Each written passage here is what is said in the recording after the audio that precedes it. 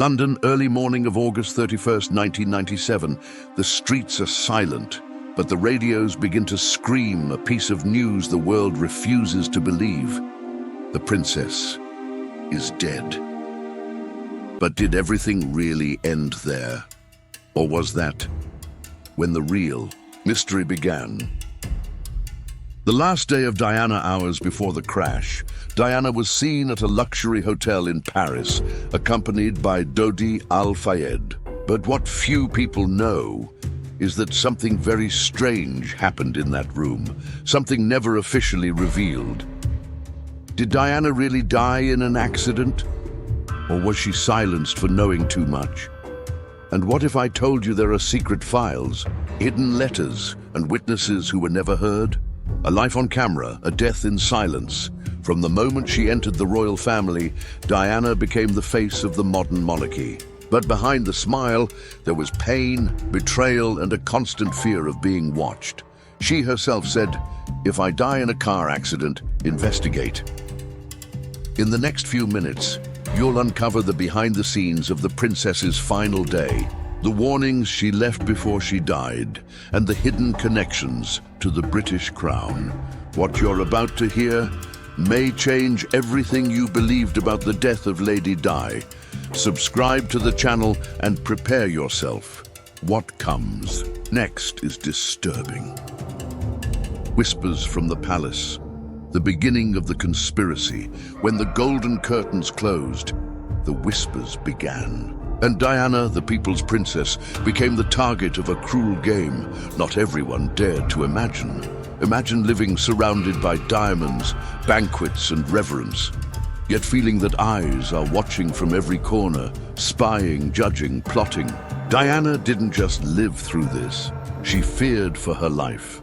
Key question: what did Diana discover within the royal family that made her fear so much? That she recorded secret tapes and wrote letters predicting her own death? 1. The fear tapes. At the height of the 90s, Diana recorded dozens of audio tapes, secretly delivered to journalist Andrew Morton. She spoke of depression, bulimia, suicide attempts. But there was something even darker. "They're trying to silence me," she said in one of the recordings. "They're planning an accident with my car." These words were recorded years before the Paris crash. Curiosity trigger. Why would a princess, supposedly safe under royal protection, believe she was being hunted? 2. The invisible siege sources close to Diana reported she suspected her phones were bugged, that her bodyguards, once her protectors, had become spies. She began switching phones frequently, avoiding certain drivers, and even writing letters by hand to close friends, afraid she was being monitored. "I no longer trust anyone in uniform around me," she reportedly told a confidant. The Camilla plan and the royal machine Diana believed the monarchy's greatest weapon was its ability to manipulate the press. After her separation, the narrative began to shift. Camilla, once hated by the public, was slowly reintroduced as acceptable. Charles, once seen as cold and distant, began to be portrayed as a devoted father, and Diana as unstable, fragile, emotional. Could this have been a coordinated strategy, a plan to destroy her public image before destroying something even bigger? 4. The death letter. 2 years before her death, Diana wrote a handwritten letter to her butler, Paul Burrell. "At this particular phase in my life, my husband is planning an accident in my car, brake failure and serious head injury, to make way for him to marry again." She specifically mentioned Charles, the future king, as someone with a direct interest in her disappearance. This letter was hidden for years, but when it surfaced, the world froze. The recordings, the letters, the sudden changes in her security, the vehicle switches, the constant fear. Diana knew something was coming, and even so, no one listened. She didn't die in an accident. She died waiting for someone to believe her. Reflective conclusion. How often do we call something a conspiracy theory when it's actually just a denied truth?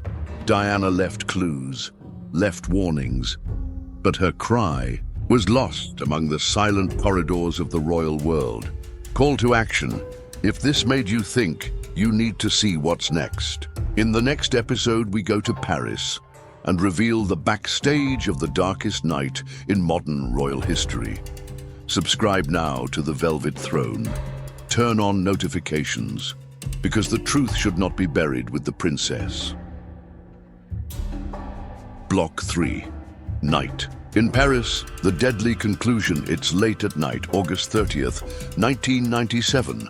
The golden lights of Paris reflect on the Seine. Diana steps into a black Mercedes, unaware it will be her last ride. Opening scene. The clock strikes 12:23 a.m. The car speeds off from the Ritz Hotel under a storm of camera flashes.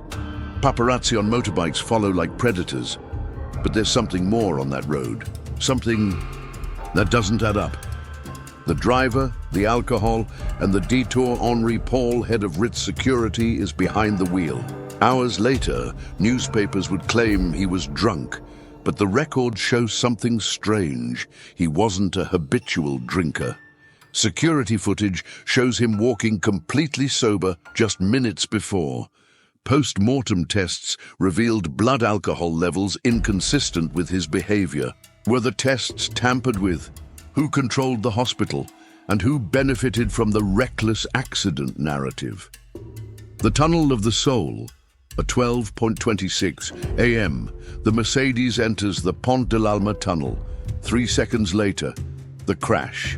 The car hits the wall at 65 millimeters. Henri Paul and Dodi Al-Fayed die instantly, and Diana, still alive, still conscious.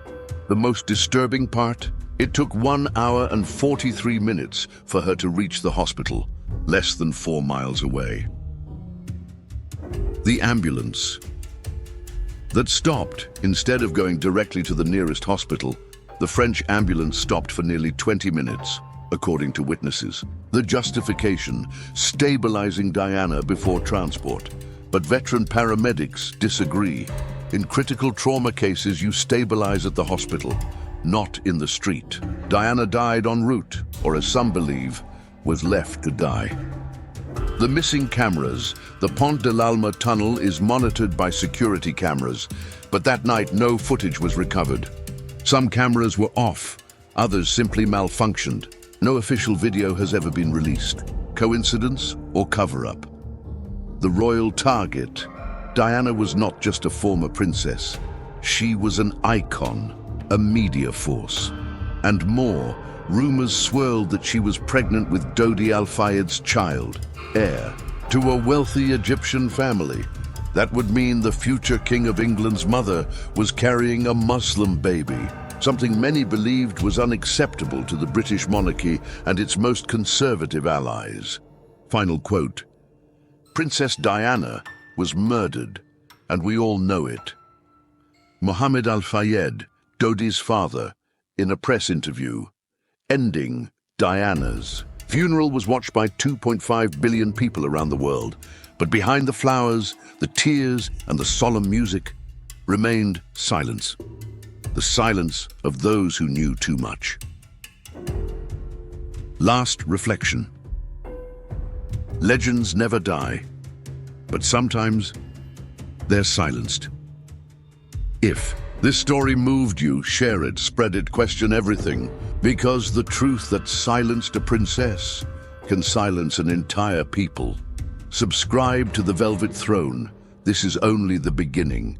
Every week, a new, dark, real, and unbelievable story. Because where there is a crown, there are shadows.